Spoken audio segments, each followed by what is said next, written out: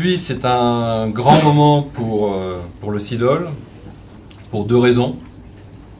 Une, parce que nous fêtons aujourd'hui le 50e anniversaire de la création du CIDOL et le 25e anniversaire de l'opticien de l'année. Je vous demande d'applaudir, s'il vous plaît, Olivier Esto,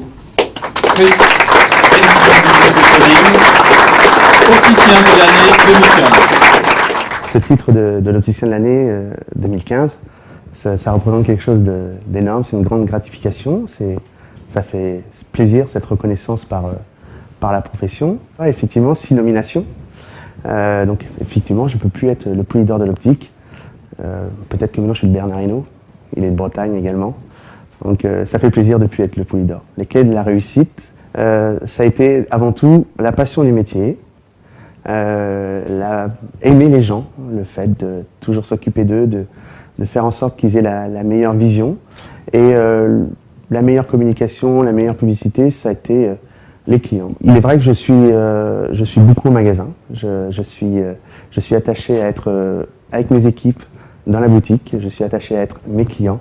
Pour moi c'est très important, c'est ma passion, c'est ma vie.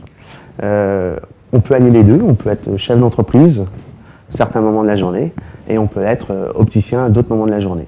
Après, il est vrai qu'au fur et à mesure que l'entreprise a évolué, a grandi, nous nous sommes fait aider de gens qui ne sont pas du monde de l'optique et qui ont intégré l'entreprise, une directrice des opérations, Rosen, et Vanida, une contrôleuse de gestion qui nous aide aujourd'hui. Je me suis installé à 24 ans au centre commercial Alma à Rennes. Pour moi, le marché il évolue sans arrêt. Je trouve que cette évolution n'est pas obligatoirement négative. Elle met de plus en plus l'opticien professionnel, sérieux, en avant. Il y a plus de transparence. Après, j'ai peur un petit peu de certaines dérives de mon métier qui font que des fois de ne pas pouvoir choisir son laboratoire ou certaines gammes de prix qui peuvent des fois être peut-être trop basses et qui fait qu'on peut perdre en qualité de service. Voilà, ça c'est une petite appréhension. Mais dans l'ensemble, bon, il faut s'adapter, comme toujours. La baisse des prix des verres, des montures, permet d'avoir un reste à charge de plus en plus faible pour le consommateur. Celui-ci était habitué à une certaine dépense, il voit cette dépense diminuer et du coup il est prêt aujourd'hui à réinvestir dans des produits complémentaires. Et donc c'est à nous, au contraire, de proposer le multi-équipement, parce qu'on a différents besoins. On peut faire du vélo, on peut aimer bricoler, et on ne peut pas avoir qu'une paire de lunettes. Donc au contraire, il n'y a rien de marchand là-dedans, il y a juste une écoute et répondre à un besoin du client. Le conseil que j'aurais envie de donner, c'est aimez votre métier comme vous l'aimez déjà tous.